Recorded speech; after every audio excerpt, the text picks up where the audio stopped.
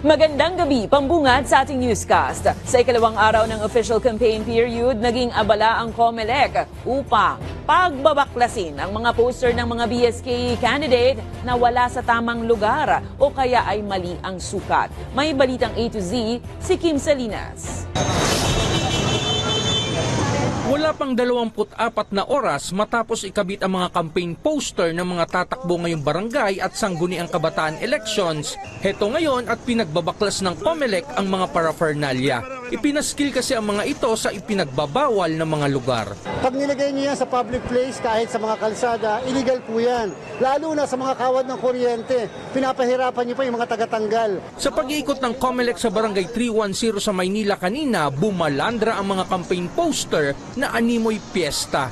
Maging sa ilalim ng LRT station ay hindi nakaligtas na malagyan ng mga muka ng mga kandidato sa BSKE. Bukod sa maling lugar, nakatakda rin sa COMELEC guidelines ang tamang sukat na 2 feet by 3 feet lang para sa mga tarpaulin at 3 feet by 6 feet naman pagdating sa streamers. Sa mga magkakabit pa ng mga posters, kung araw-araw kayo magkakabit illegally, araw-araw din kami magbabaklas, hindi namin titigilan yan. Kanina sinamahan rin ng Manila Police District ang COMELEC sa kanilang Operation Baklas para magbantay ng seguridad. Wala mo tayo na-experience na mga kaguluhan or protest ng mga candidates na naglagay ng kanilang mga posters, lalo na sa pinagbabawal na lugar. Reaksyon naman ng mismong kapitan ng barangay sa Maynila kung saan naganap ang operasyon. Actually, yun ay sa mga independent ko.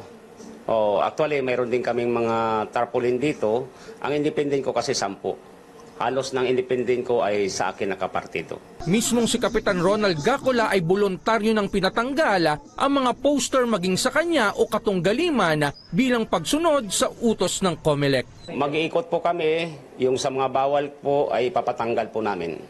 Pati po doon sa mga katunggali, yung mga sa independent ko ay papatanggal ko. Kami na rin mismo ang magpapatanggal. Nagbabala kasi si COMELEC Chairman George Garcia sa mga pasaway. Magpapail kami ng kaso muna sa lahat ng mga nagkabit at saka nag-illegally campaign. Kasi kahit magbaklas tayo magbaklas, kung wala kang pinafile na kaso, hindi po yan matitigil ang mga yan. Sa katunayan, mayroon ng nasampulan ng COMELEC na nabigyan ng show cause order. As of kahapon, 134. Yung na-issue ng show cause order, asahan nyo ngayong araw, dadami na naman yan. Nag-focus na tayo from premature campaigning, tumungo na tayo sa illegal campaigning. Inaasahan namang mas lalo pang iinit at titindi ang patalbugan ng mga kandidato sa baranggayan sa papalapit na botohan. Para sa Balitang A to Z, Kim Salinas.